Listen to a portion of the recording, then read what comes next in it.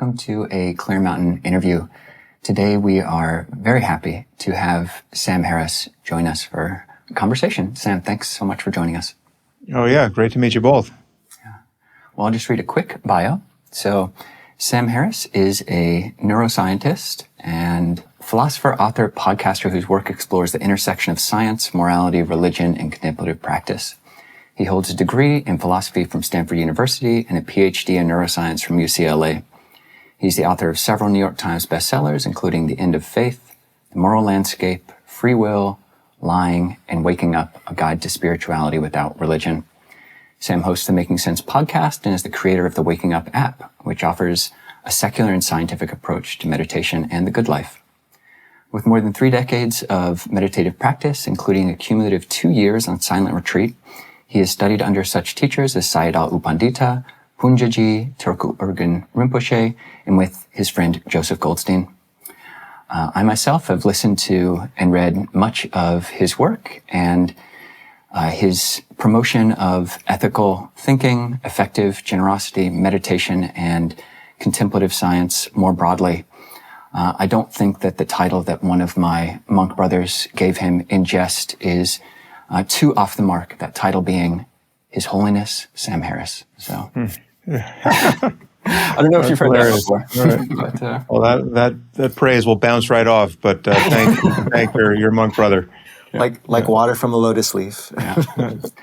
A number of years ago, you were asked, is it okay to divorce the helpful practices of Buddhism from Buddhism itself? And your response, I liked it a lot. You said, yeah, just like you can take the wine and crackers from Catholicism. So, cool answer. Did I say that? You did that. It was a good answer, yeah.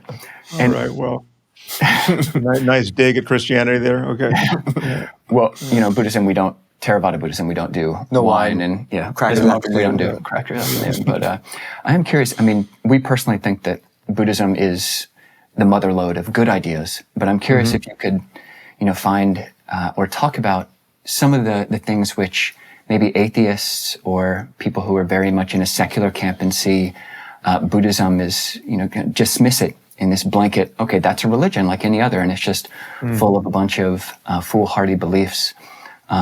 What other things, in addition to this, I mean, that center of the bullseye, the centerless center of the bullseye that you just pointed us to is enough, but are there other aspects that you would, precious jewels that you might and have found in teachings of the Buddha? Yeah, well, I don't think insight into emptiness or selflessness tends to be enough for most people most of the time. I mean, I remain agnostic as to whether or not it's ultimately enough. I mean, if you fully stabilize it and you're an arhat or a Buddha or whatever, however you want to conceive of the final condition, well then I suppose it's by definition enough. But we've just noticed so many seemingly mature practitioners of meditation. I mean, even people who were billed as enlightened masters misbehave so terribly in their conditions of power. This is especially true, I would say, in the Vajrayana, Tibetan Buddhist tradition, because I think some of the safeguards around sila are more relaxed there. I'm not aware of it being as true in the Theravada tradition, though I'm sure there are stories to tell. But it's less true there for I think a variety of reasons. One, I think the emphasis on sila tends to be greater. And also the role of the teacher is de-emphasized. It really is kind of a technique-based teaching. It's not that a great charismatic teacher isn't a great thing, and it's not that there can't be a lot of devotion for such a teacher, but the devotion as a primary method, or even as a kind of a necessary component, kind of guru devotion, is significantly de-emphasized in a way that it's not certainly in Vajrayana Buddhism. And Vajrayana Buddhism is almost like Hinduism in that regard. and obviously Zen has its kind of lionizing role of the teacher, and a kind of de-emphasis on sila and compassion, certainly by comparison with Theravada. So I think some of the guardrails have been removed, and so it's not really a surprise that there are probably more scandals that can come to mind in among Zen teachers and Vajrayana teachers than among Vipassana teachers. And obviously, don't get me started on the Hindu gurus. There's endless scandal there. So this does reveal a kind of paradox or seeming paradox, which is you can be very, very advanced in kind of meditative accomplishment and still be a dangerous jerk of some description when you're out there in the wild among other people.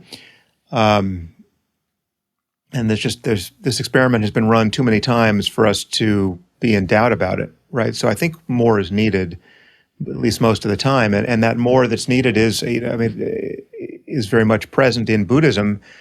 I mean, it is the Eightfold Path after all, right? So what you're talking about things like right livelihood, and right speech as a necessary component to this, and so I think having a precept against lying is important, right? It's just to know that you're not going to lie really ever unless you're in some kind of self-defense situation where you're choosing between lying and physical violence. That's the exception. I would that's obvious to me. So yeah, I do think there are other things to know that are worth knowing in this world that can give you a stronger set of ethics. And when you actually ask the question of just what is required for all of us to live together in a global civilization that is functional and improving, and wherein we can be confident that the future is going to be better than the past or not worse, and the kinds of contributions we can all make to that. Well, then you're by definition talking about politics and how can we make our politics sane. And there, I think the contributions of Buddhism are harder to detect, right? I don't know of a Buddhist society that has produced a politics that we should all envy and want to emulate, right? I think there's a kind of a quietism and there's just a bunch of Eastern biases that I think that are cultural biases that are in some ways not helpful in producing a sane politics, right? It's just a kind of collectivist herd-like ant colony aspiration that is doesn't map very well onto the kind of the primacy of individual rights and the freedom that we would locate and enshrine there. Again, that has its own pathologies. I think free people can get into their heads to live profoundly unwise lives, and desperately want things that are not worth wanting in the end.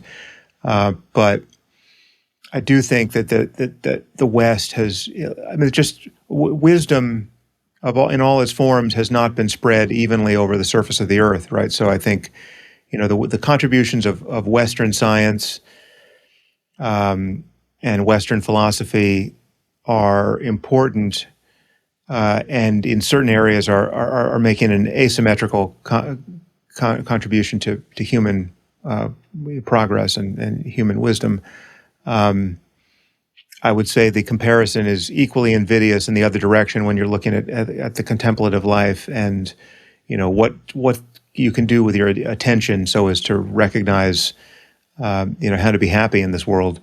There, I think virtually all of the really actionable wisdom is Eastern, because all of the Western contemplative traditions have been explicitly framed within the Abrahamic religion, right? So you're talking about Judaism, Christianity, and Islam, and those religions are so heavy-handed conceptually in their dualism and in their emphasis on kind of the primacy of revelation and the revealed nature of these specific texts, the unalterability of them. I mean, there's just the texts are so meager in their contemplative wisdom. It's not that you can't find anything worth contemplating there, but when you compare, if you're just leafing through even the best parts of the Bible,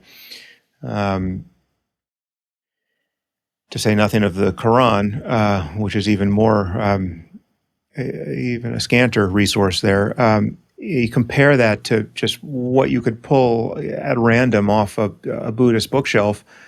It just doesn't survive comparison, right? It's just not, it's not to say that the Buddhist canon isn't also full of miracles and magic and things that many secularists would want to doubt or disbelieve, or at least bracket with uncertainty. I mean, it is, but vast stretches of it are perfectly serviceable in a secular context for the contemplative life, right? I mean, there's just clear teachings about the nature of awareness and just how to recognize it by looking directly at the nature of your experience. And there's nothing that has to be believed to get that project started, right? You don't have. I mean, you can believe in karma and rebirth and in the magical powers acquired by advanced yogis and all of that, but you really don't have to embrace the project fully enough so that you can recognize everything we've been talking about in this conversation. Right? I mean, you really can untie the knot of self without believing anything, and then just notice, then ask the question, what is there left to pay attention to? So this echoes or dovetails on that question a bit. You've been cast as one of the 4 horsemen of the new atheism. I don't know if that's a self-proclaimed title or just something that's been laid on you. No, that was we were dubbed that by somebody. I thought so. Yeah. And yet, and certainly though one of your social or public identities is, rationalist skeptic. You literally wrote the book called The End of Faith. And we're so careful in Buddhist circles about translating saddha, which, is confidence in the triple gem. Mm-hmm. And yet there does come a point, I find, for most people where after meeting enough teachers of real insight, or just seeing, like you said, the kind of potency of the teachings the Buddha's left for us and these reaches of the conscious mind, which are so beyond what most would consider normal, where that dry, sterile word confidence no longer kind of does justice to what happens in the heart. And where faith, we don't really have a language for it, but there is an uplift and something that you might call not blind faith, but a certain faith or deeper resonance emotionally with these teachings and with, speaking of that gem in the bag of glass, with the triple gem. And so what I'm curious is, over these years of meeting, and this feels intimately related to a belief, in maybe there being an aspect of the human mind, which is truly can be purified to kind of pristine nature. And so you've had, contact with Punjaji, with Joseph Goldstein, with these amazing beings over such a long period of time. Do you find that there is this tension in you at all between the kind of public rational skeptic or is there this kind of faith in a different sense of all in you? Like, what is your relationship to the triple gem? Sam, are you a Buddhist? I doubt. But what's your relationship to the triple gem? I think people called you a stalking Buddhist. A stalking Buddhist. In the faith. A stalking Buddhist, yeah. Stalking horse. Well, stalking horse. Yeah.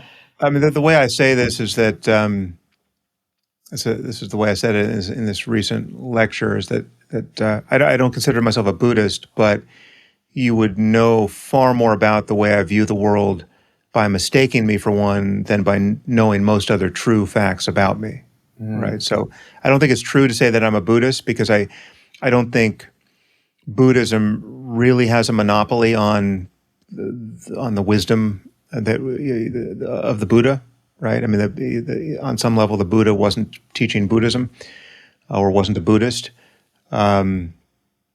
And anyone who has realized these things in any depth, I mean, just recognized emptiness, must recognize that this is an insight about the human mind that's deeper than culture, right? It's deeper than any tradition, right? So it doesn't justify any kind of sectarian claims.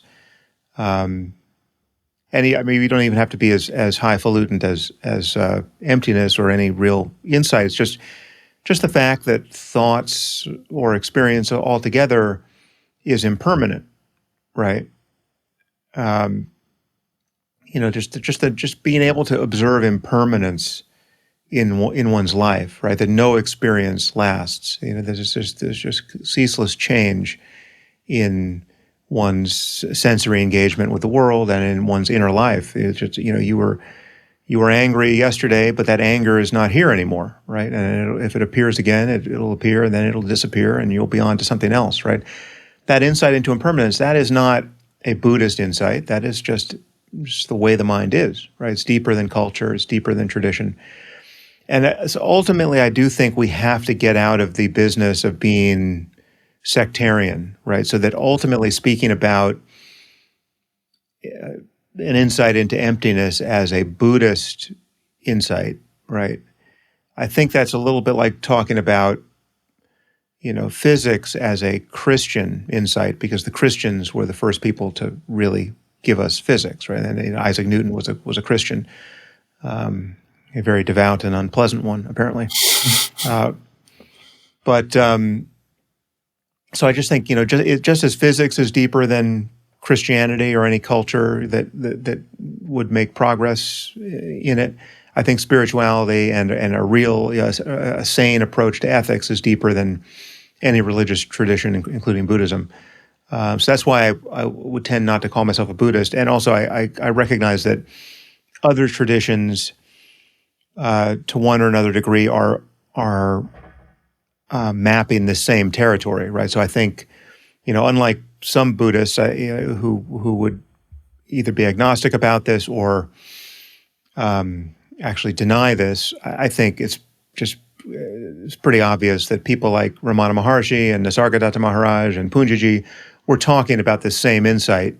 The fact that they would tend to use the language of the kind of the Vedic language of self, capital S self, to kind of positively identify what is left when you're no longer captivated by your own ego. That's just a semantic difference. I don't think anything really turns on that, and I think where everyone's talking about emptiness or non-duality at bottom. But there's some are talking about it more precisely than others, and I think the precision does matter in the end. Right? I think it's possible to spend a lot of time confused by very subtle concepts that are kind of subtly, misleading you or biasing your attention. And I do think Buddhism has a near monopoly on a lot of the precision here. And again, to some degree, to one degree or another, depending on the tradition. I mean, for instance, one of the reasons why once I could practice non-dual mindfulness, well, then I could sort of see it everywhere, right? And I can read Zen teaching with great edification and feel like, well, okay, the Zen teaching is totally on point. But I know that if I had gone through the front door of the Zen tradition, I would still be confused, right? I mean, you can spend a lot of time, at least by my lights, not knowing how to meditate in the Zen tradition. Like you just can spend years wondering whether you're doing it correctly, I think. And And honestly, I think it's, and I've said this before, I said this, I'm not sure I've said this over at Waking Up, but I've said this somewhere.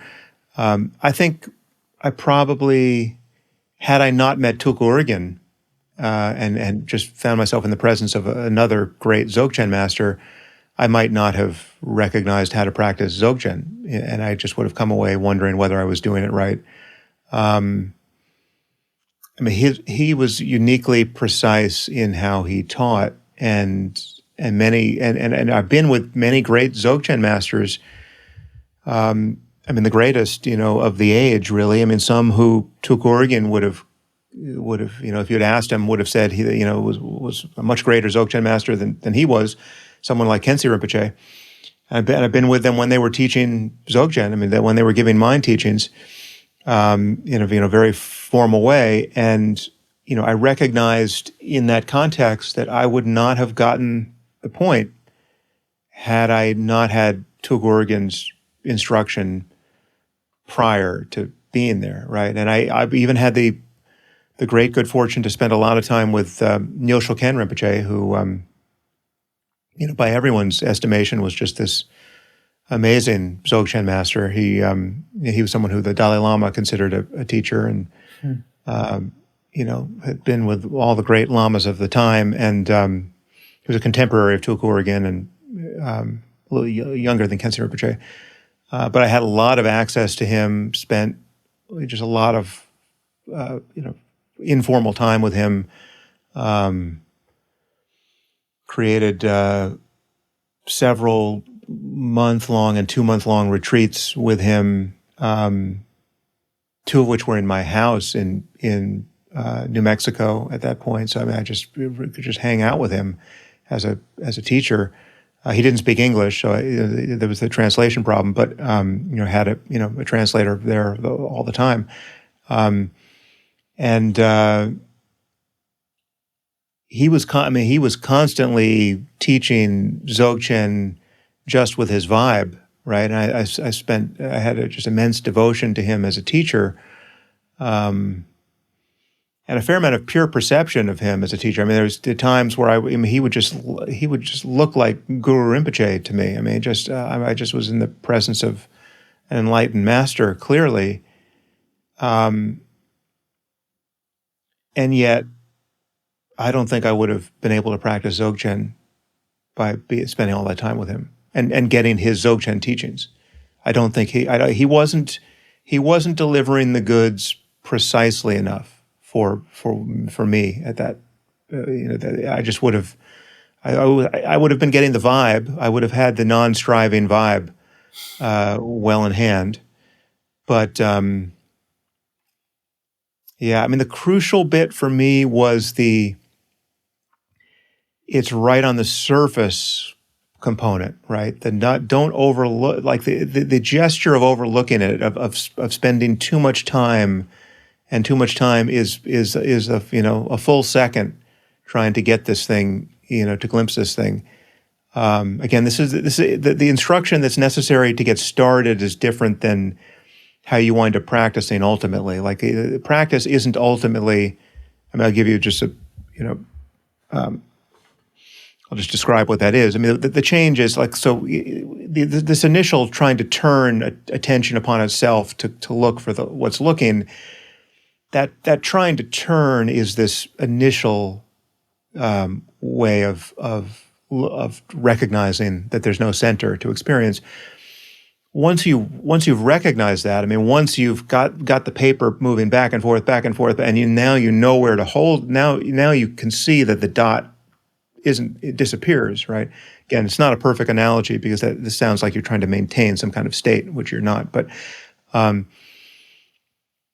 once you know how to see that there's no center, well, then in just a very straightforward and ordinary way, you're just mindful of that.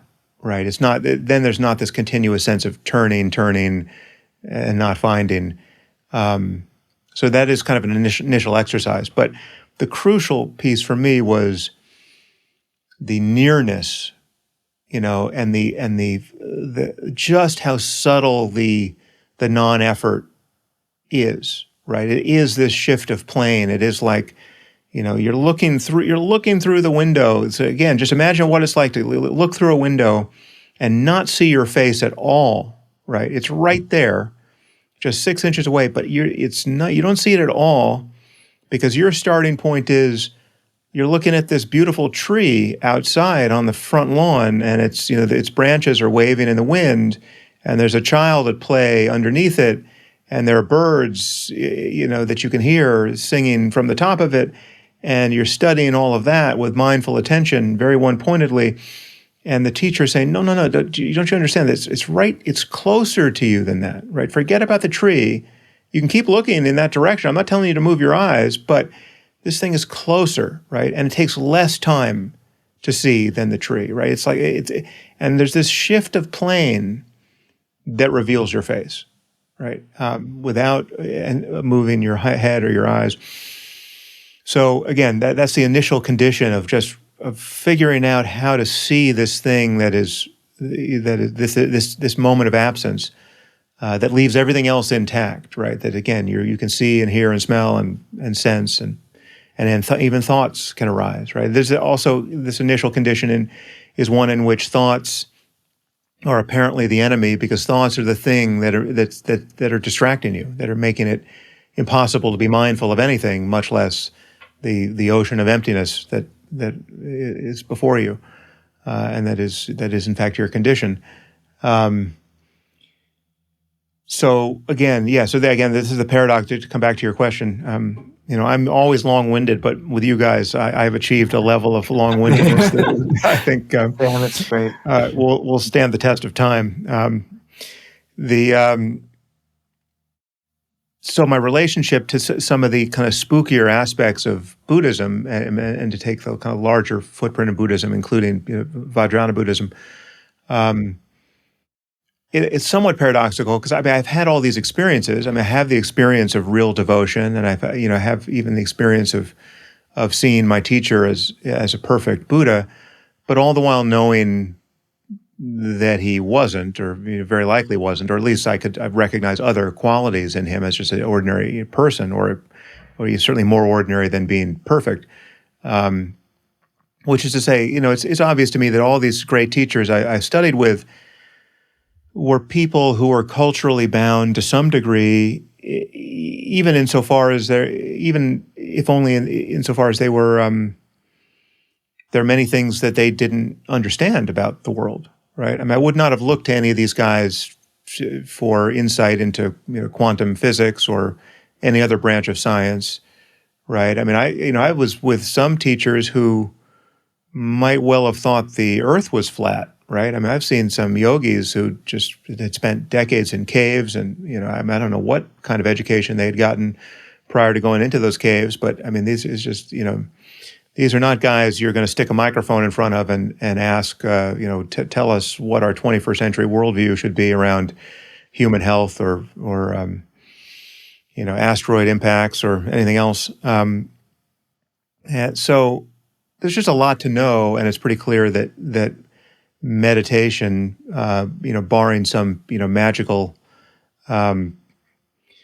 change that I have not witnessed, omniscience. Meditation doesn't deliver those insights, right? And I think some of those insights matter. If you don't want your kids to die of unnecessarily from viruses, well, it's important to have insights into biology and have a society that can ramify those insights into medical technology and vaccines, et cetera.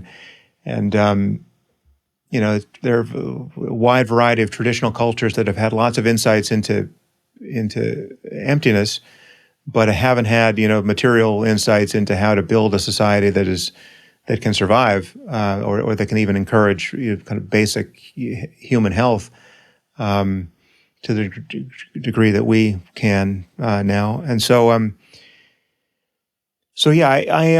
view the precious jewel of the Dharma in this larger context, where there's just more that's worth having in hand, and there's more to know and explore to safeguard everything that we care about in this world. Sam, thank you. I'm curious to hear your perspective on the final jewel, the jewel of the Sangha. You say in your article, killing the Buddha, which to your big credit, you don't actually advocate killing the Buddha. Right. It's good. It's great start.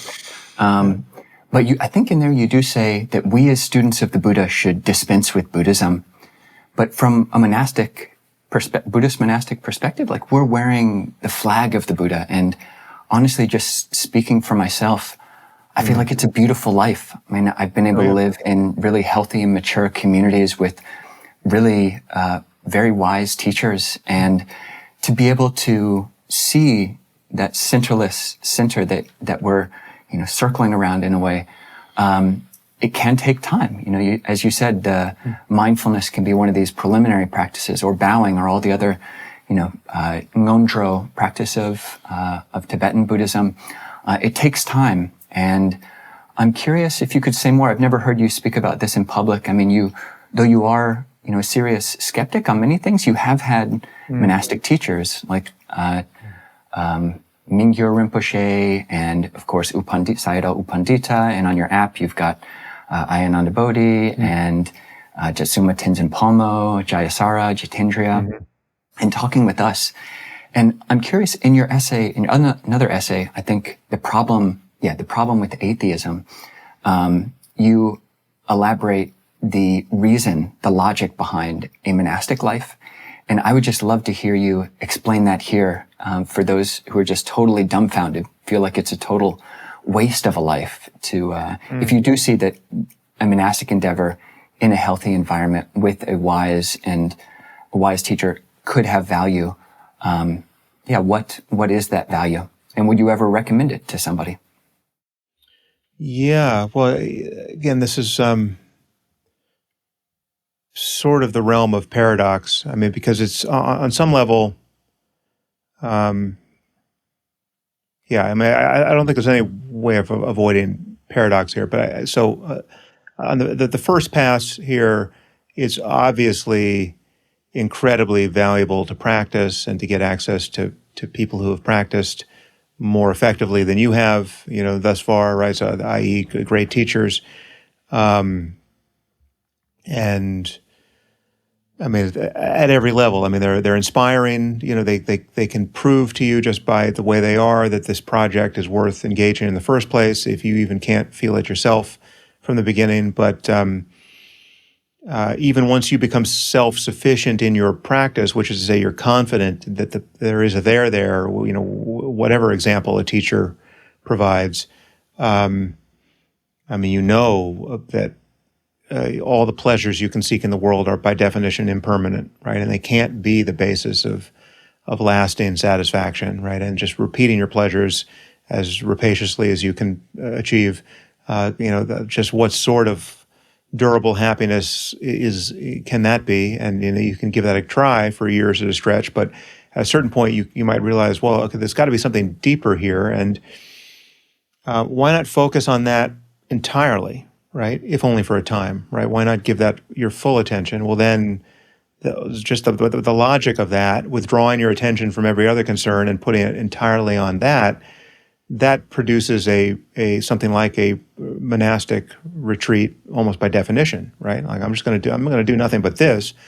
Not going to read any other books or any books at all, and I'm not going to talk to anyone about anything, and I'm not going to get married, and I'm not going to have kids, and I'm not going to find a career, and I'm not going to do any of that. I'm just going to bear down on this existential concern of what is happiness, what is well-being at the deepest possible level within this realm of changes, right? Again, it can't be just keeping a dozen different plates spinning, because they stop spinning the moment you let up, and there's a dissatisfaction even in those moments of satisfaction, right? You begin to notice that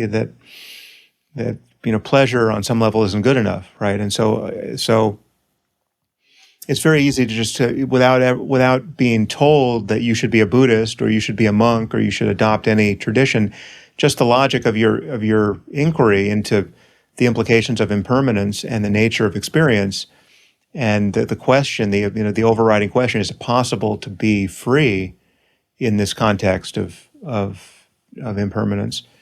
Is it possible to really be happy even though everything changes and everyone ultimately dies? If there's a possibility of a yes there, well, why not find that, right? And all of a sudden that begins to look like a monastic life on some level. But the paradox is that once you find its real basis, well then, why should you have to do anything out of the ordinary to just live as that, right? Why should you have to withdraw from the world? Why should you have to not have a family or not be married or not have a career or not watch television or not? I mean, well, you can recognize emptiness while watching a movie and eating fistfuls of popcorn too, right? So why not just do that? Right? I mean, if that's what's happening, why not do that? Yeah, every time you reference a show, I'm like, yeah, can't watch that. So it's so on some level it doesn't matter, but on another level it matters quite a lot what you do with your attention, right? So and maybe this is just a stage thing. In one stage of life it really, really matters that you give all your attention to this project, and in another stage it matters less. And the truth is, I can't personally say that I know I'm living correctly. I mean, it's totally possible that there's it would be possible for me to get to the end of my life, I imagine, and retrospectively look back on the last, many decades and say, it would have been much better to have practiced much more, right? Like I wasted a lot of time on some level. Like I could imagine that an epiphany like that awaits me, and that's the kind of epiphany that being a monk is a very deliberate strategy, a very deliberate hedge against, right? Like when you decide to be a monk, you're deciding, okay, I don't want to be that guy. I don't want to be the guy who gets to the end of his life and thinks, oh shit, I should have really been practicing rather than doing all these other things I got distracted by. And I totally understand that. And yet, and another way of thinking about this is when you look at, well, why aren't you a monk, or why am I not a monk? And why don't I spend my days doing nothing but practice? Well, mostly that's a story of all the other things that captivate me, right? All the other things I want, all the other things that I haven't seen through the illusion of on some level. I mean, so it really is a story of samsara, right? To put it in Buddhist terms. I mean, it's like, whoa, so you're telling me you wanted a wife and you wanted kids and you wanted a career and you want all those pleasures that require more money than you currently have, and so now you're working harder. Oh, is that the story you're telling me? Well, that sure sounds like samsara, right? That doesn't sound like emptiness. So yeah, that's true, and yet I find that I can punctuate all those moments with a recognition of emptiness, right? And so there's kind of an equalization, and this happens. I mean, this is a part of the power of being able to practice non-dual mindfulness, but it's also a liability of it, because, I mean, if you can really just drop your problem, you can drop your predicament, always on demand in an instant, right? As one can when one can really recognize emptiness. Then it's true to say that you're never far away from your deepest insights, right? You can always just, you can just be free in the next moment, whatever you've been doing by tendency in previous moments. But it also can take the urgency out of the whole life plan of being a a yogi, right? Because then you can never really wander too far. Your life can never really be that dysfunctional because the emptiness is always just right here. How judgmental can you be of the way you just spent the last hour if you can let go of all of it in this instant, right? How much regret can you really feel if you can really just recognize emptiness? And yet, there can be a lot of moments over the last hour where you were just captivated by just random bullshit that shouldn't have been, certainly wouldn't have captured the attention of Dilgo Khyentse Rinpoche or some great master, well, presumably. And the fact that it did capture your attention explains why, and now speaking personally, the fact that it did capture my attention, it explains why I'm not tending to show up like Khyentse Rinpoche in most moments, of the day. It's like it's not, there's an ordinariness to my life that is pretty easy to explain given the many ordinary uses of attention that that I'm still fairly dedicated to on a daily and an hourly basis. And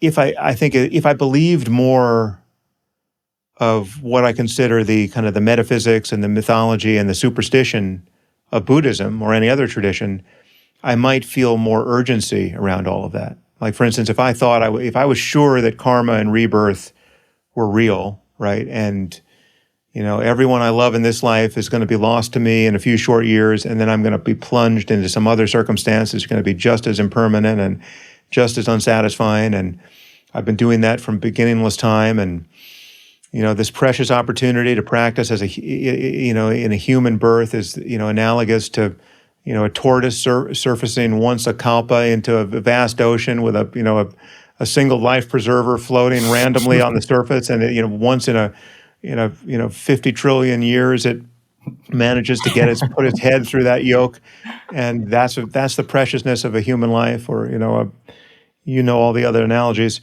If the circumstance really is that precious and that precarious, and I'm using it to sometimes practice and sometimes recognize this this condition, but in many other moments, I'm just looking for something to watch on Netflix, or I'm, shopping for groceries or whatever it is, or reacting to some awful thing that happened in our politics. Maybe simply having the traditional religious orientation toward Buddhist principles could have spared me a lot of that. And I'd be you and I, the three of us would have the same haircut, and be wearing the same clothes. Sam. It's not too late. Lice. All your clothes are rectangles. Well, my hair is also falling out, so I'm going to get there one way or the other. We'll be waiting. Robed or not.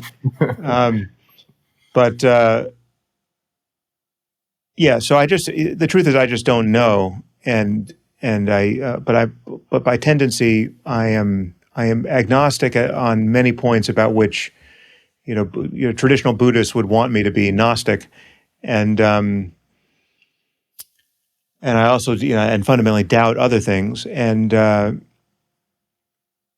I'm muddling along on the shore of emptiness along with you guys and doing it differently. Thank you, Sam, and we're not monastic supremacists in the sense of demanding you ordain right now, although okay. You're playing the long game. Maybe a few years, but we do.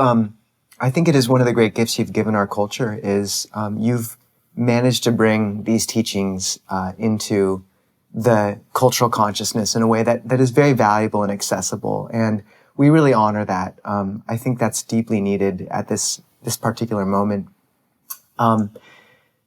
Speaking of the kind of more magical elements of Buddhism, we promised Joseph Goldstein 2 days ago that we would ask you this question, and that's what is your relationship to the idea of rebirth? And we told him we'd add on, what do you think your relationship was with Joseph last lifetime? It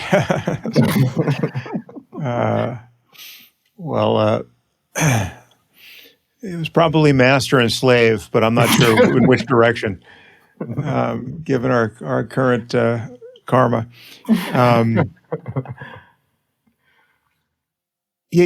Honestly, I just don't. I'm just agnostic as to how weird this universe might be. I mean, it's however you think about it, it's deeply weird. I mean, I think the traditional picture of rebirth is obviously weird, but so is the notion of not existing prior to one's birth and not existing after one's death. That consciousness is created from nothing and vanishes into nothing. That is also weird. There are obviously many theories in good standing in modern physics that are even weirder and in some ways strike a tangent to, if not a notion of rebirth, kind of a similar picture of multiplicity and strangeness. I mean, the many worlds interpretation of quantum mechanics suggests that there at this moment are, a functionally infinite number of copies of ourselves having increasingly dissimilar conversations to this one, in adjacent slivers of slices of this universe, based on things that are happening at the quantum level.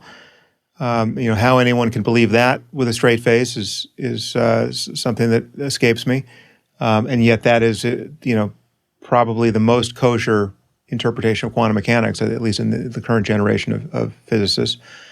So I think the universe may, in fact, not only be, as J.B.S. Haldane famously said, not only stranger than we suppose, but stranger than we can suppose. That we're just actually not capable of conceptually representing the circumstance we're in. So as to how that relates to the mystery of birth and death, I don't know. But I've certainly had experiences in meditation and on psychedelics that intuitively gave me the sense that mind is much vaster than it tends to seem, right? That you can find yourself entangled with a kind of a vastness of mental landscape that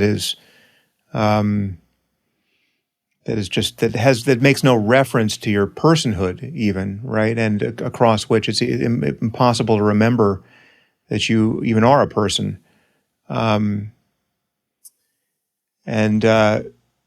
Entry into that space certainly felt a lot like what I imagined dying would feel like.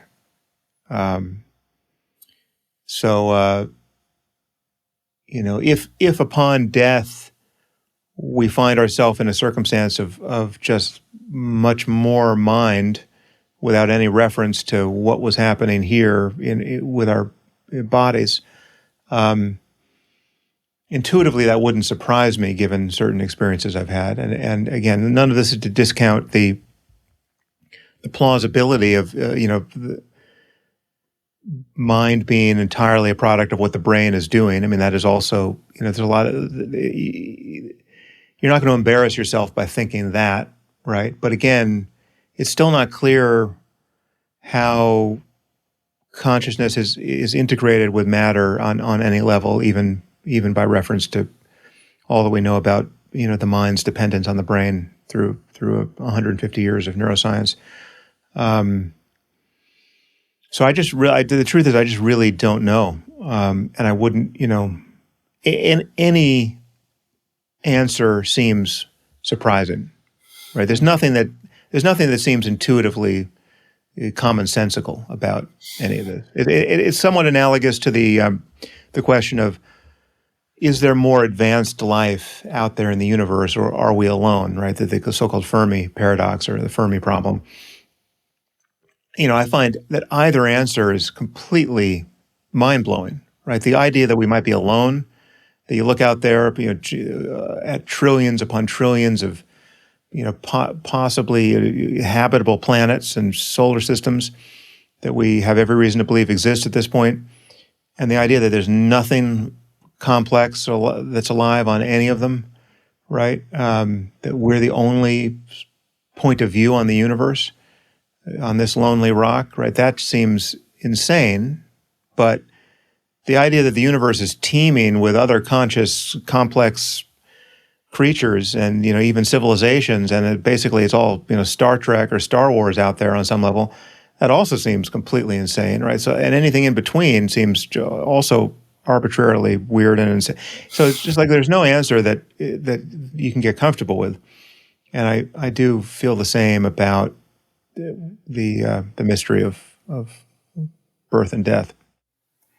Maybe just to draw a slightly finer point on that, and I appreciate that, and it would be fascinating if there was Klingons and all sorts of things like that. But in his book, Rebirth in Early Buddhism and Current Research, Bhante Analayo, do you know him? Mm-hmm. Have you met him? I've never met Analayo. I know that Joseph holds him in very high regard, and I've read some of his work on mindfulness, but I've never met him.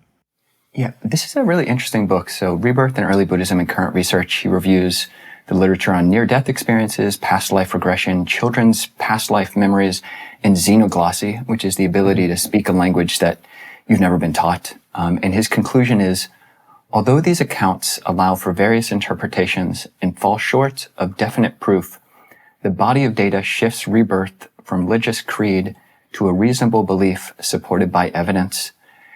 How do you think secular scientists should engage with this kind of evidence? Yeah, well, I think I would add a few more layers of skepticism to that summary. I mean, I'm familiar with I haven't read Analayo's work on this, but it sounds from your description that he was fairly reliant on the work of Ian Stevenson, who was one of the few scientists who decided this is just, I know everyone's treating this like intellectual pornography, but I just have to study this spooky stuff. And so he spent his life studying rebirth and xenoglossy, and wrote some very fat books on those topics, which I have read. And what you find, I mean, one is it is fishy. I mean, there's a few exceptions to this, but not many. It is fishy that the testimony around rebirth tends to appear in cultures that have a background belief in rebirth, right? I mean, so this is not tending to happen in, in Brooklyn, where there's a bunch of Christians and Jews who don't think of prior lives in any way, and all of a sudden they have a kid who's claiming to have been someone else in a previous existence, and even using terms that they couldn't possibly know, etc. So if that, it would be more you would expect it to happen in every culture, sort of with equal frequency, if it were just this propensity of the human mind to occasionally remember what happened before birth, if something in fact happened before birth, and you wouldn't expect it to just tend to happen in places like Sri Lanka or India or Burma or etc. There's one actually the greatest story like this. The most persuasive piece of evidence of this kind of testimony I ever saw appeared in a book that had nothing to do with rebirth. And if memory serves, the writer didn't even think about rebirth when reporting this testimony. This was a book on child prodigies. I forget who wrote it. You could easily find it because the title was Nature's Gambit. And there's one. It was all just testimony of parents and other people who had been caring for young children who were showing, prodigious intellectual gifts, whether, intellectual or artistic. So, the kid would learn, foreign languages at the age of, 2 or 3, or, begin to calculate or play chess or do something else, some other act of higher cognition, very, very early and suddenly at a very, very high level, right? So it's just the classic prodigy stories. But one of these stories entailed a kid that claimed, again, from very early on, I think the kid was like 2 or 3, was claiming, just the only way that the parents could make sense of it was that the kid had claimed to have been, killed by the Nazis, or like was it just living in fear of something that had happened previously. But if, again, it's been years since I looked at this book, but so forgive me if I have some of these details wrong, but if memory serves, this was a context which any student of Buddhism or Eastern spirituality and anyone with a notion of karma and rebirth would have immediately seized upon it as, oh my God, this is testimony about past lives. But the author and the parents did none of that. They were just, this was just part of this kid's prodigious abilities to represent,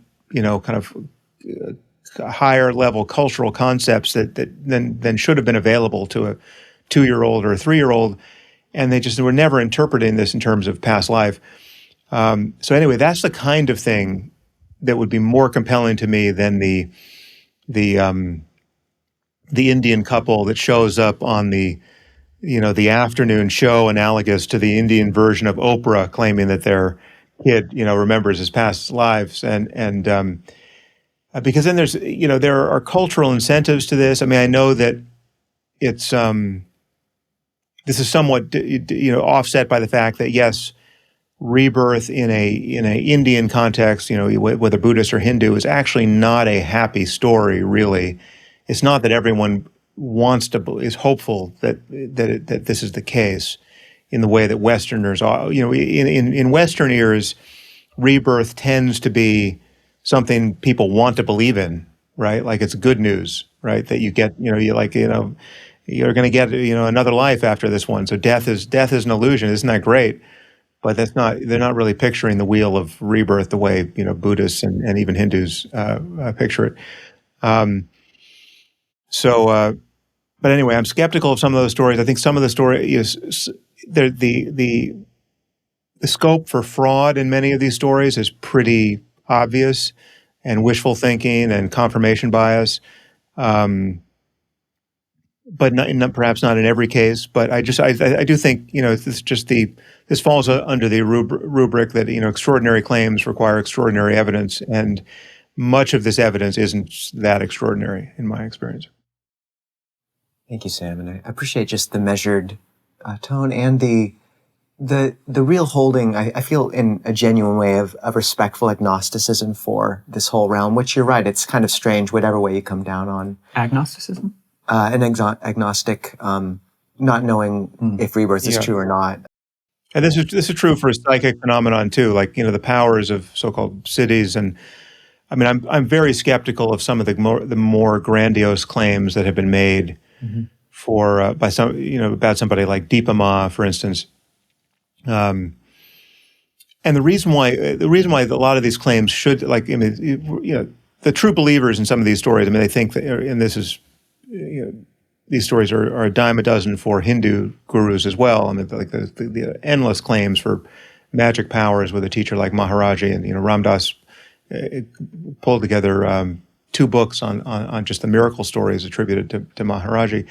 But there are Buddhists who have miracle stories attributed to them, even in a contemporary context, like Joseph's teacher Nibbāna was said to have. I think she was on an outing with people, and the bus, got stuck on some Indian road, and then she just moved the bus with the power of her mind to some other place, so that their journey could continue. But you have to ask yourself.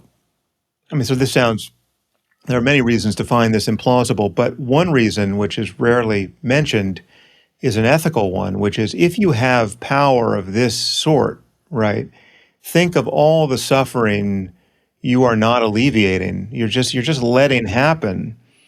Though you're willing to move a bus with your mind to just keep these pilgrims on their schedule, think of all the lives Nibbāna didn't save that day, though she could have with her magic powers, right? So there's a kind of, odious or at least obnoxious ethical picture kind of coming into focus when you actually do the moral math on those decisions, right? If you attribute a kind of almost unlimited power to some siddha, and then you hear the stories about how they use the power to whatever it is, turn water into wine, or just get people to from one place to the other on schedule. or just impress their students with magic tricks, and they didn't cure the cancers or keep the kids from getting engulfed in fiery car crashes or whatever it was they didn't do that day, which they could have done presumably. It begins to look like a very weird belief system. Generally, we're against water to wine, actually. So that save on that. So Sam, we have you for a little longer. And we actually wanted to go into a lightning round, which might actually last 40 minutes. We'll see. Okay. But we put together some questions, the first of which will be, if you had the Buddha on your podcast, what would your first question be for him? First question. Or a question.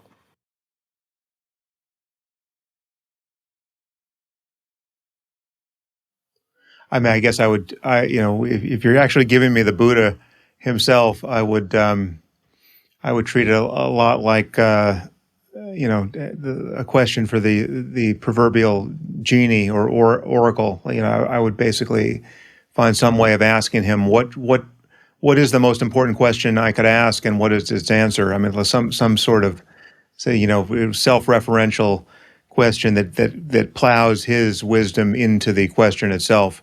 Do you have any guess of what his answer might be? What is the most important question?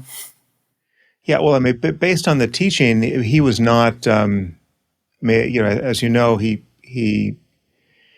with this sort of handful of leaves statement, the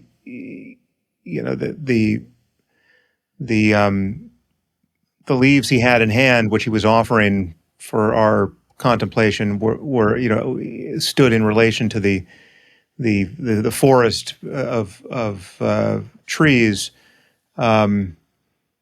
as the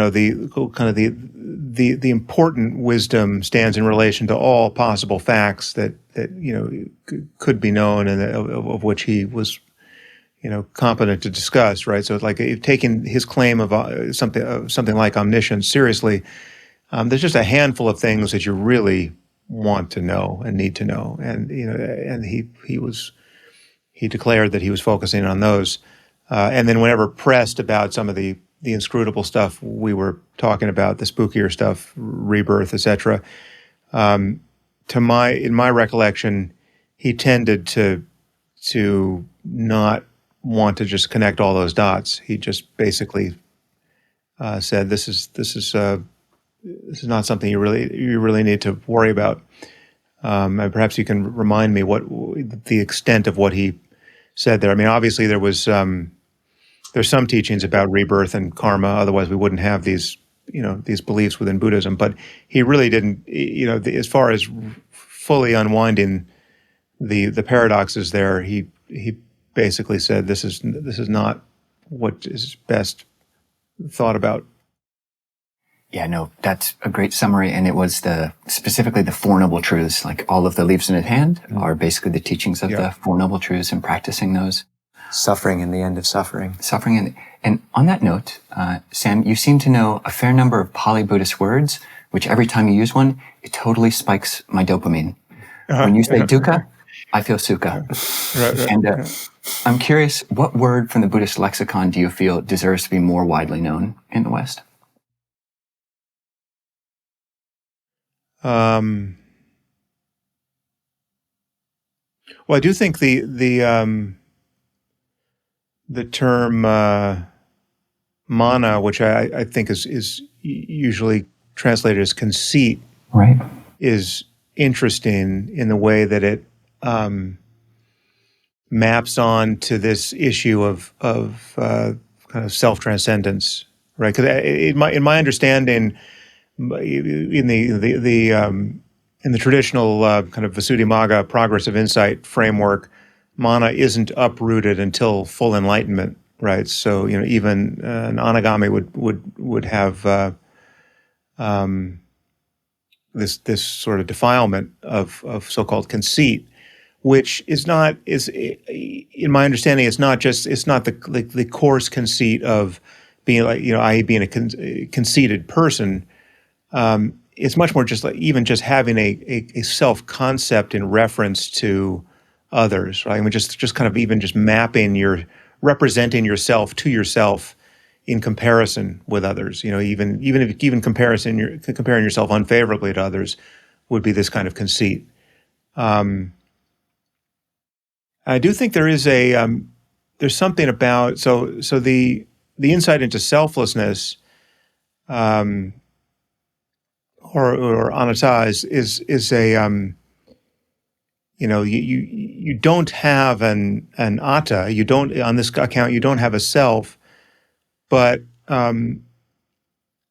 this kilesa of conceit is another aspect of self-representation, which is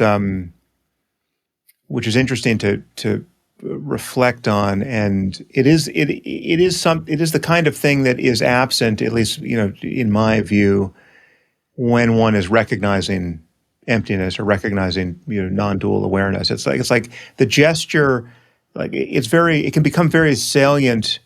The departure from recognition by virtue of representing oneself. It's like to kind of put it in neurological terms, like the usual starting point is when you think about what our brains are doing, our brains are representing a world. They're also representing our bodies in the world as part of the world. I mean, distinct from the world, but also just part of the world. When you look down, your body is out there. It's in, part of it is in your visual field, and you sort of censor, even vision aside, you sort of broadcast this kind of internal map of your body out there in the world that you're representing. In addition to that, there's this third representation of a self or a subject interior to the body, and that is the specious self, the ego that the atta that we find absent, and that's kind of the jewel of, one of the jewels of Buddhism, certainly, is to recognize that the falseness of that point of view. But again, that's kind of a third layer of mapping that the mind or brain is accomplishing. But in addition to like just having this sort of fundamental sense of being located as a subject, there are these kind of other layers of the onion of self, which and mana is one, where you're kind of just thinking about yourself. Like it's not the same thing as feeling like a self, but it's again,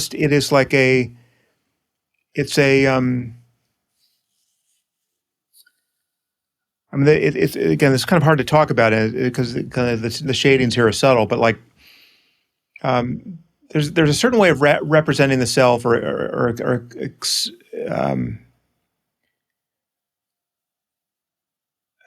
it's interesting to consider, for instance, the relationship between the classic state of mind that we call self-consciousness in English, and the self itself, right? And I do think there's a fairly those are pretty coterminous. Like, so when you say the phrase self-conscious, like if someone says I was so self-conscious, right? I was just getting crushed by my self-consciousness in that situation. It's kind of a unique experience of inwardness and kind of collapse into this feeling of self. And it could, I mean, just imagine, you're suddenly in view of 1,000 people and they're all looking at you, and you've just said something stupid and you're embarrassed, or you've been publicly humiliated, or you're naked on stage, whatever the situation, the unnatural situation is, so as to fully exploit your capacity for following the gaze of others toward this presumed center of experience that is yourself, and collapsing there, right? Like this is self-consciousness. In my view, that is taking this more basic sense of being located, the sense of being a center, and almost just like squeezing it into a fist. It's like it's like the difference between having a relaxed hand and having a very tight fist, right? So it's exploiting that same mapping, right? And that is the very thing that we cut through when we have an insight into selflessness or non-duality.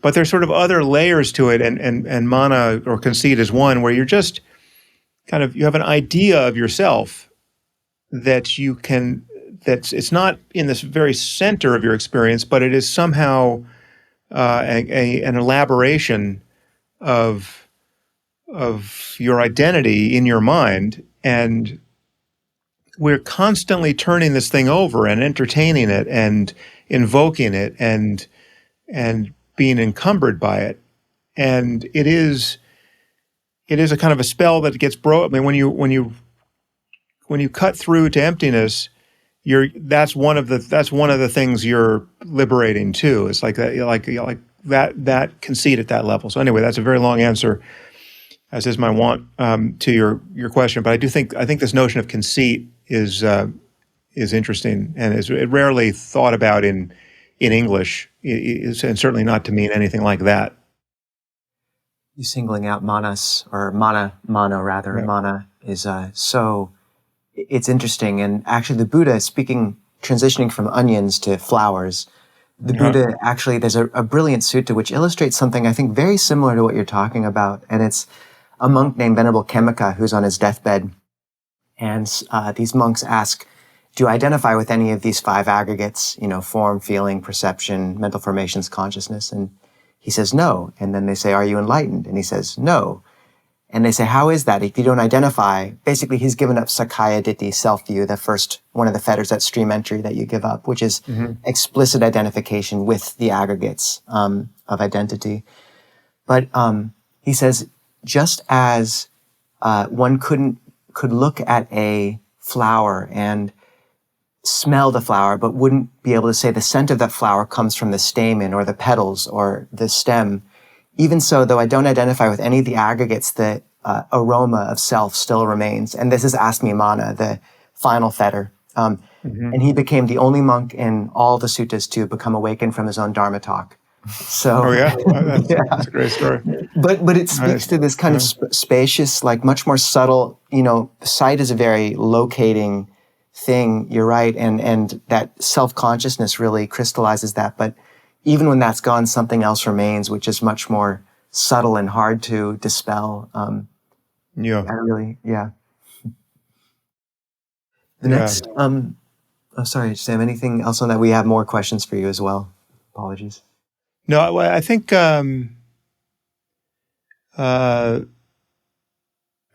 is also, from just a practice point of view, worth keeping in view. I mean, just kind of the feeling tone of pleasant and unpleasant.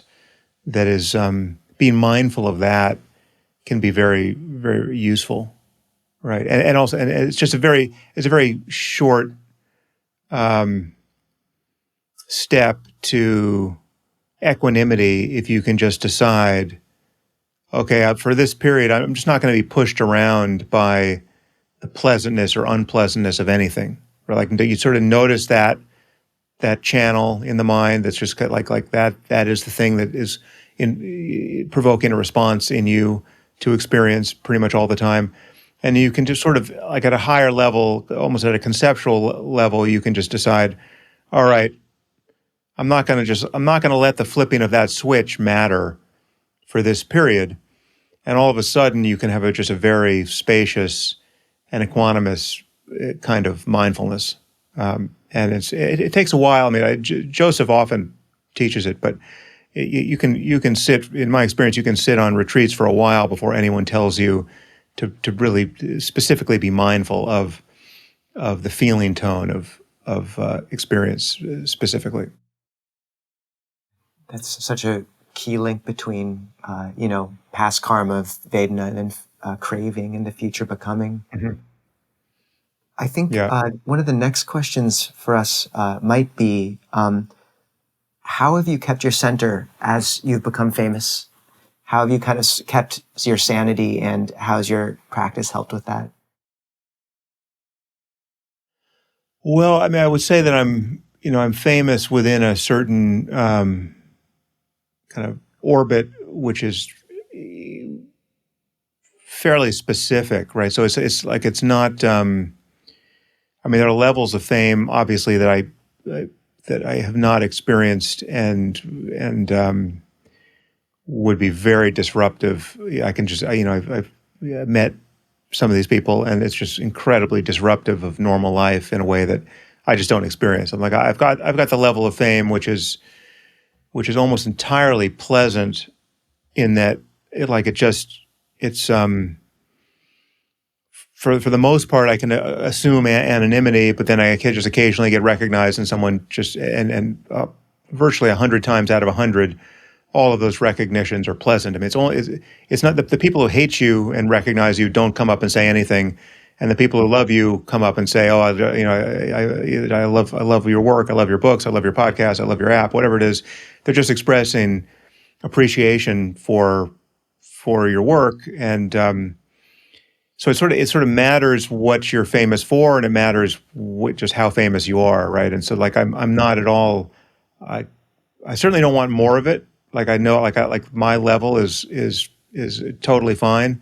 It's I think the perfect kind of fame would be to actually be unrecognizable, but to still have all the doors open when you want them. I mean, there are certain writers who, like, I couldn't even pick them out of a lineup, but their names are known to almost everyone. I mean, I think of John le Carré is the example I always use, of just the spy novelist who, like, literally, I mean, it was true to say that at any moment he could have gotten the president of the United States on the phone. So beloved were his books to popular audiences, and yet I think probably he got recognized less than I do, because he was just not out there as a public figure in any way, and people aren't paying attention to the little photos on the back flap of a book very much.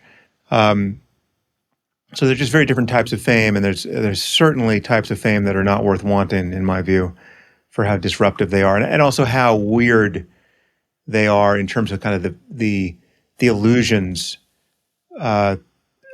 through which people are, kind of the delusional lens through which all the people who are admiring you or paying attention to you are looking at you, right? I mean, I get some of that, but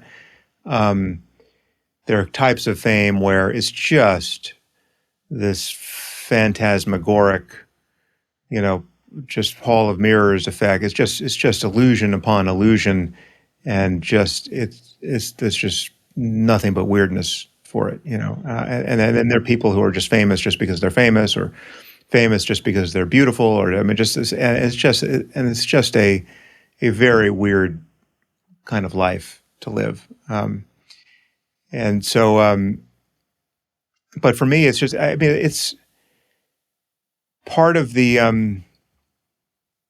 importance of practice is to just recognize that not only do you not have to identify with any of it, on some level, you actually can't identify with any of it. I mean, it is just not, it's not self, right? I mean, all like my digital self is not me. Like, my digital reputation is not me. It's all the thoughts about me that are occurring in other people's minds are not me, and I have no control over them, really.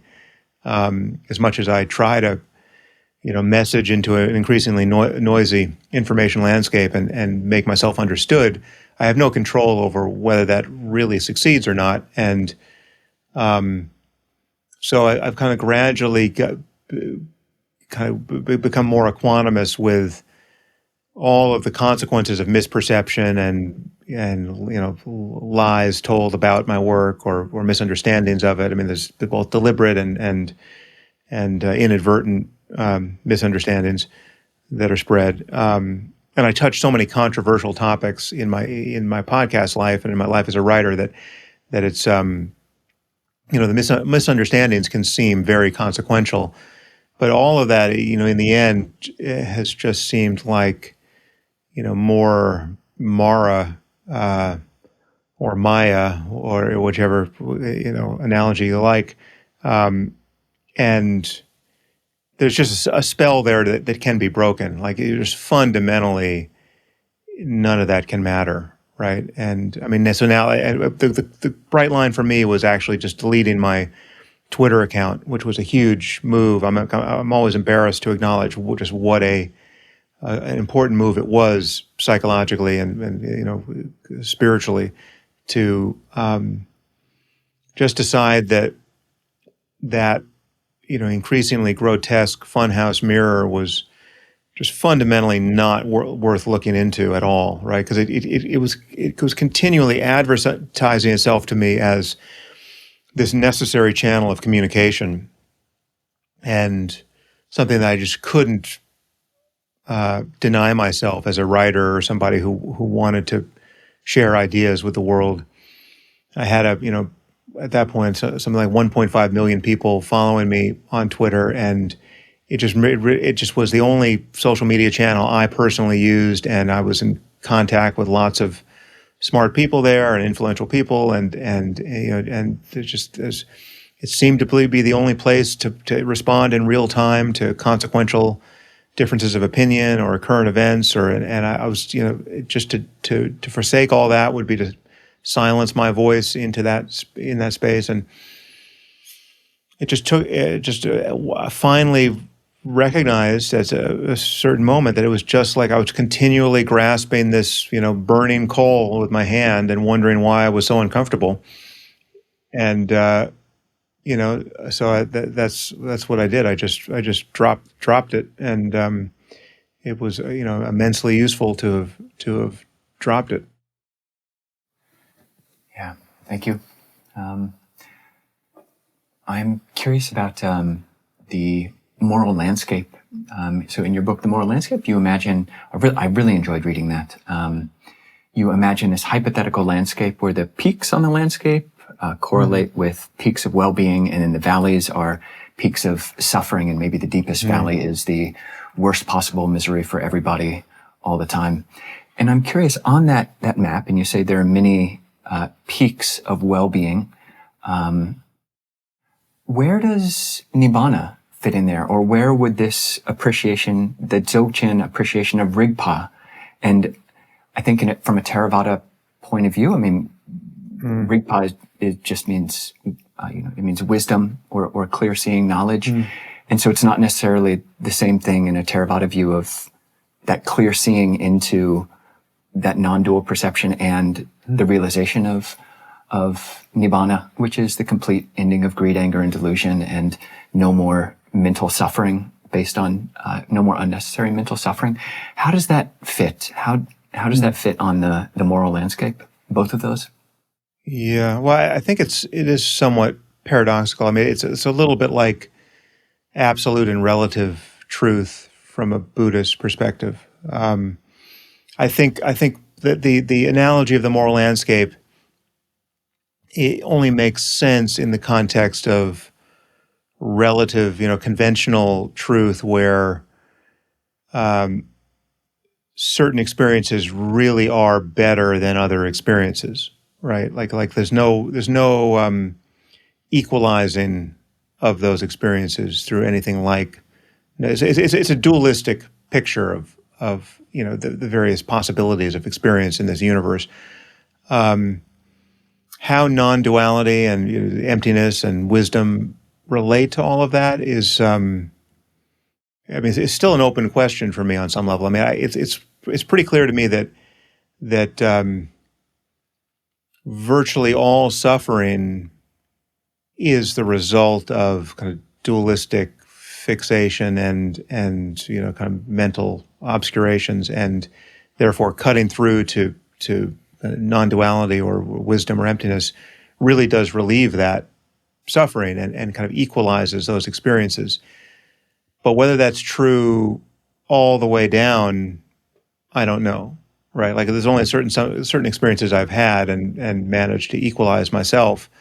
Like I don't know how much physical pain I could be in and be equanimous with it by resting in Rigpa, right? It's and is it really a capacity of the mind to be equanimous with anything if one is truly undistracted from the nature of awareness. And not just equanimous with it, but actually that there's no difference to be attached to, right? There's like non-clinging. Does non-clinging really solve all the problems in this universe? All the potential problems in this universe? That remains an open question to me. I'm prepared to believe that the answer is yes, but I can't say I know that from the inside.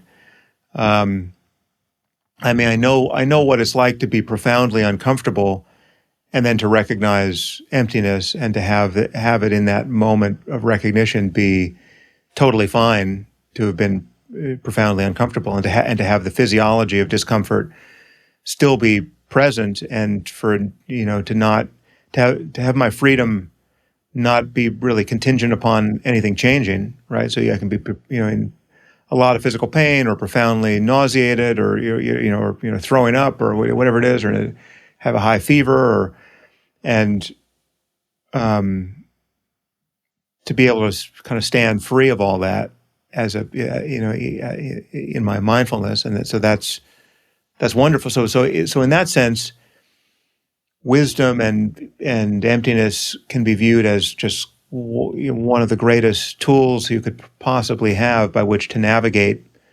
the moral landscape, right? It might not be the only tool you need. I mean, there's certain places on the landscape that can only be reached by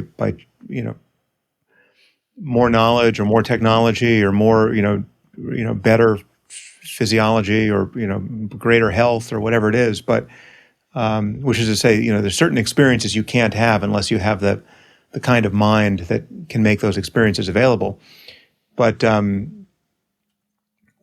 be able to be free of suffering in the midst of whatever experience you find yourself, that's a kind of superpower, because suffering is more or less guaranteed to arrive, and to not cling to the impermanent thing you were growing attached to when it leaves is also a kind of superpower, because everything eventually leaves, and so the kind of the part of what it means to get to a higher spot on the landscape in relative terms is to be less clingy, really.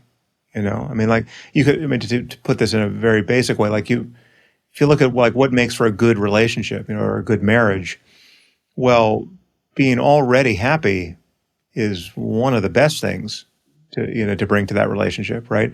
To enter into a relationship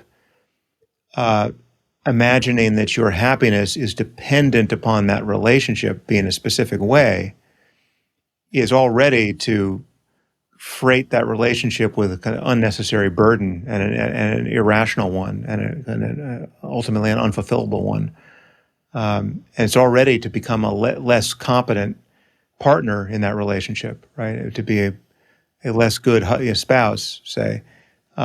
So part of getting to higher spots on the landscape is to be taking the wisdom of the Buddha more and more on board, almost by definition.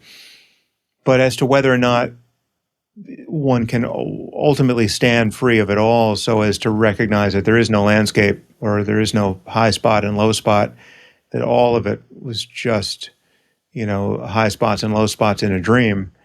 I certainly have intimations of that from my practice, but I can't say I live from that place most of the time. I've had intense experiences where they're so intense that I couldn't have told you whether I was experiencing agony or ecstasy, right? And the difference somehow just didn't even conceptually matter. It's just intensity, right? And I was equanimous with that intensity, and it looked at one way it's ecstasy, at another way it's agony, and so in that sense, I've had experiences of one taste, at an extreme volume, but again, those are transitory experiences, right? Like, what would it be like to live from that place? What would it be like to be the sort of person who could have, awfulness turned up to 11 and have it stay that way for years, and yet it would be true to say of that person, he's as happy in that condition as in any other, right?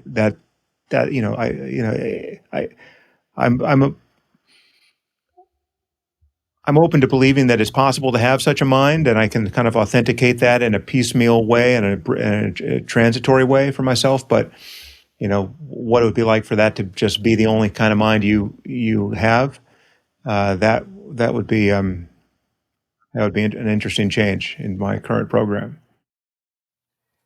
Sam, I think we have you for about 10 more minutes, and you can see that with rapid fire means almost nothing to me. So no, it's great. That was just a way to get you on for another 40 minutes. Yeah. So fully do I abide in the non-conceptual state that when you say rapid fire, the length of my answers barely changes at all.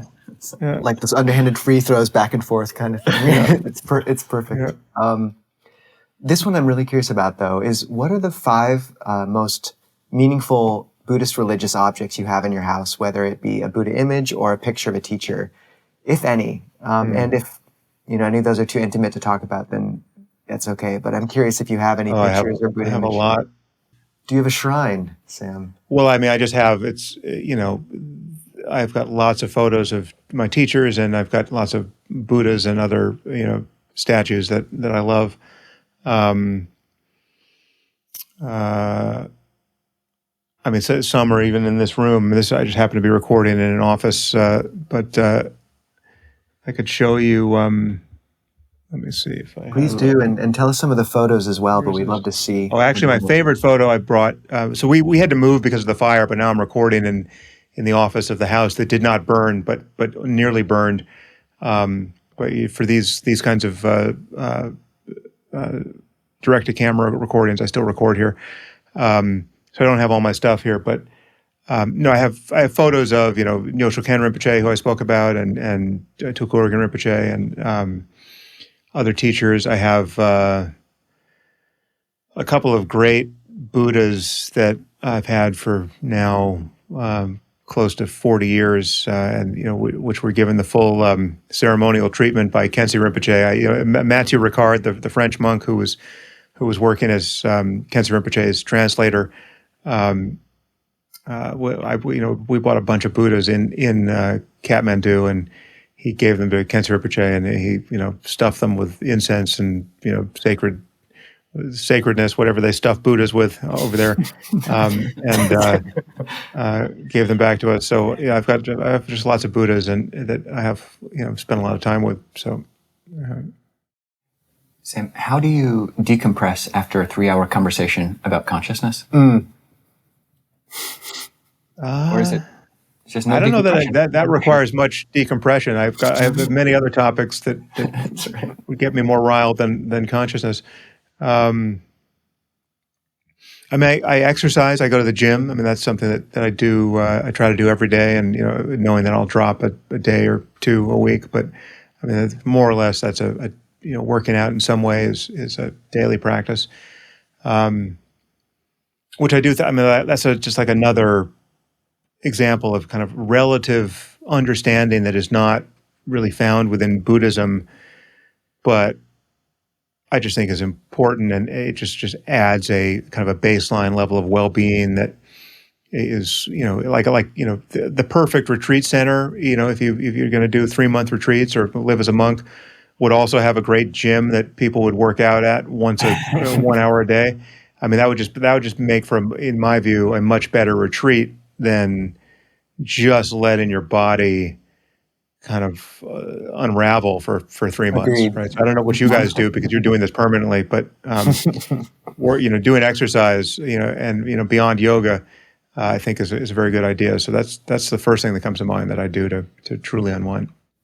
Sam, if we got Jordan Peterson to take temporary ordination and become a Buddhist, would you take temporary ordination as well here? Yes.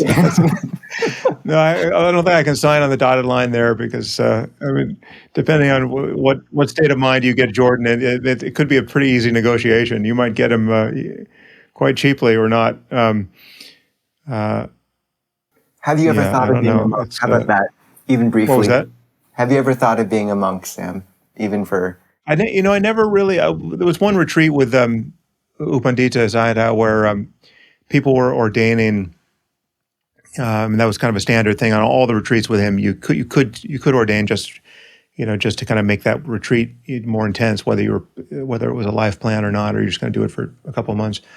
No, I wasn't tempted to do it in that context. I mean, for me, it just makes more sense as kind of like a life decision, as people have made, like yourselves. But no, I mean, I just never. I mean, for what for me would make the most sense is just to, and this is a kind of instruction that I heard Tulkurgan give. He never gave this directly to me, but somebody, I think it was Francisco Varela or somebody who had a very kind of big, engaged life in the world, who was a student, came to him and said, just kind of expressing this tension over the dichotomy between being on retreat and being in the world, and being on retreat and being in the world, and just wondering just how to practice in that way. And as you probably know from the Dzogchen point of view, I mean, though they do obviously honor the value of retreat, there's much more emphasis on like practicing for short sessions, many times repeated, throughout the day, and kind of equalizing your daily life with retreat. And I think Tulkurgan's emphasis was just start practicing 2 hours a day, and then just gradually unwind your worldliness, right? And then see the consequences of that, right? It's much more, let it come from the side of just wanting less, and see what your mind is like when you actually, when you're finding the world less distractible, and I mean, to take a line from, there's a line in the Ashravakra Gita, which is a classic of Advaita teaching. I think the line is, "Desire nothing but your own awareness." I mean, what would it be like to desire nothing but your own awareness? And what are the consequences of falling into that well? And that makes more sense. I mean, given the nature of my life, it would make more sense for me to sort of reverse engineer it and not change anything outwardly, but just to actually find awareness more and more captivating. That short-circuited the next 10 questions I wanted to ask you. I want nothing more than my own awareness. But Right. Sam, thank you so much. And maybe we could have a future conversation, because we really do have a lot more questions. But Sure. Yeah. Thank you. Great to meet you both. Yeah, thank you for what you're doing, and thank you for the inspiration you're giving me and everyone else in the choices you've made to practice the way you're doing. And I love the fact that you guys are doing what you're doing, and you're doing it in this public-facing way. And I've seen some of the interviews you've done, and your YouTube channel, and it's great. I love the marriage of ancient wisdom and in your case monasticism and the modern messaging. It's one of the good things. It's one of the higher points on the information landscape. Given all the low points, we should celebrate some of the high ones. Sam, that means a lot. And honestly, we feel like you're approaching that same kind of intersection between the mundane and the spiritual, and kind of that key nexus, just from the opposite direction, or rather, that's not even the right way to put it, but you're touching that same kind of intersection, and really appreciate the messaging you're putting out in the world and how accessible you're making it for everyone. So thank you for taking literally about 3 hours with us to talk, Sam. That was a real gift. And we can do it for Nice. 3 hours. Yeah, it's a Buddhist number. It requires no decompression. So All right. It's been great. Great to meet you both. Sam spoke to us for nearly 3 hours, and so we felt it prudent to divide the interview into 2 parts. The following part will be found in the description or here.